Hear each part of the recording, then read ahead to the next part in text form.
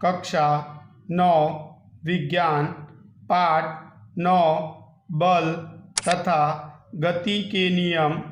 विनय sir, इस video में हम क्वेश्चन नंबर 5 न्यूटन की गति का पहला नियम लिखो और समझाओ और क्वेश्चन नंबर 6 जड़त्व अर्थात क्या, उसके प्रकार समझाओ।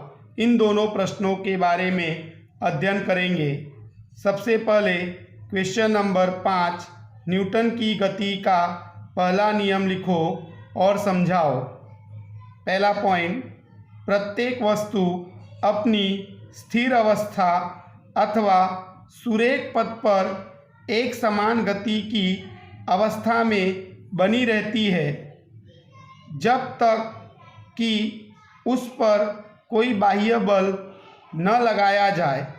इसका अर्थ ये हुआ कि यदि कोई वस्तु स्थिर अवस्था में है तो स्थिर ही रहती है और सुरेख पथ पर यदि अचल वेग से गति करती है तो अपनी अचल वेग वाली गति को चालू रखती है जब तक कि उस पर कोई बाह्य बल न लगाया जाए। दूसरा पॉइंट, जब तक किसी वस्तु पर असंतुलित बाह्य बल न लगाया जाए तब तक स्थिर अवस्था में रही वस्तु स्थिर रहती है और अचल वेग से गति करती वस्तु अपनी अचल वेग वाली गति को चालू रखती है।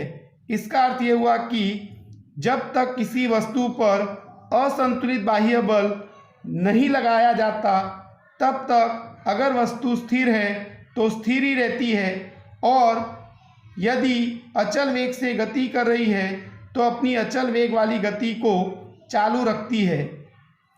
इसे न्यूटन की गति का पहला नियम कहते हैं। तीसरा पॉइंट, न्यूटन की गति का पहला नियम बल की परिभाषा देता है। क्वेश्चन नंबर 6 जड़त्व अर्थात क्या, उसके प्रकार समझाओ। पहला पॉइंट, वस्तु पर जब तक असंतुलित बाह्य बल न लगाया जाए तब तक वस्तु अपनी स्थिर अथवा अचल वेग वाली गति बनाए रखने का प्रयत्न करती है। वस्तु के इस गुणधर्म को वस्तु का जड़त्व कहते हैं। इसका अर्थ ये हुआ कि जब तक किसी वस्तु पर असंतुलित बाह्य बल नहीं लगाया जाता तब तक वस्तु अगर स्थिर है तो स्थिर ही रहती है और अगर अचल वेग से गति कर रही है तो अपनी अचल वेग वाली गति को बनाए रखने का प्रयत्न करती है।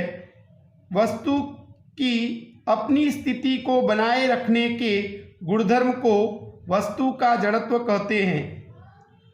दूसरा पॉइंट, वस्तु द्वारा अपनी अवस्था बनाए रखने के गुणधर्म को जड़त्व कहते हैं। इसका अर्थ ये हुआ कि वस्तु द्वारा अपनी स्थिति को बनाए रखने के गुणधर्म को जड़त्व कहते हैं। तीसरा पॉइंट, न्यूटन की गति के पहले नियम को जड़त्व का नियम भी कहते हैं। चौथा पॉइंट, जड़त्व के 3 प्रकार हैं। नंबर 1 स्थिर स्थिति का जड़त्व, नंबर 2 गति का जड़त्व, नंबर 3 दिशा का जड़त्व।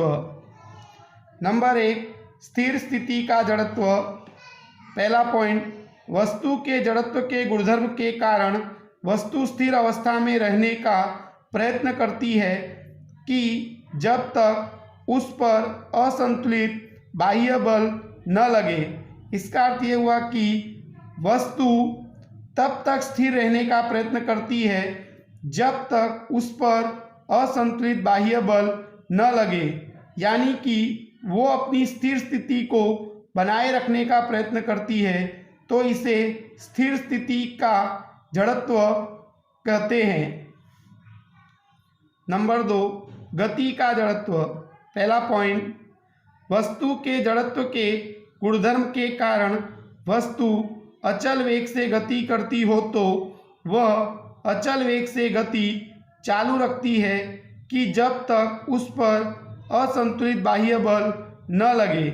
इसका अर्थ ये हुआ कि वस्तु अगर अचल वेग से गति कर रही है तो वो अपनी अचल वेग वाली गति को चालू रखती है जब तक उस पर असंतुलित बाह्य बल न लगे, यानी कि उसका वेग तब तक नहीं बदलता जब तक उस पर हम बाह्य बल न लगाए। तो इसे गति का जड़त्व कहते हैं। नंबर 3, दिशा का जड़त्व। पहला पॉइंट, वस्तु के जड़त्व के गुणधर्म के कारण वस्तु जिस निश्चित दिशा में अपनी गति चालू रखती है जब तक उस पर असंतुलित बाह्य बल न लगे। इसका अर्थ ये हुआ कि यदि कोई वस्तु किसी निश्चित दिशा में गति कर रही है तो वो अपनी उस दिशा में गति तब तक चालू रखती है जब तक उस पर असंतुलित बाह्य बल न लगाया जाए। इसे दिशा का जड़त्व कहते हैं। Thank you.